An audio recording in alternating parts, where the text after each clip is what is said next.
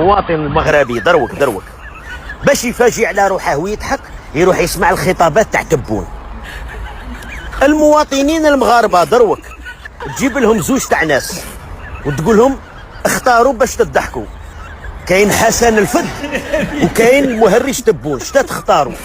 اقسم لك بعظمه الرحمن غير يختاروا تبون.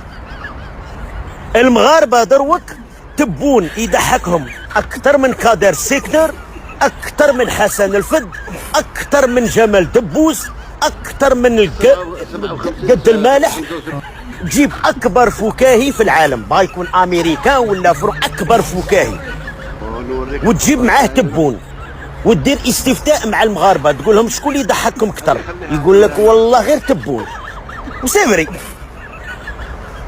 تبون دروك في المغرب يعيطوا له محبوب المغاربه.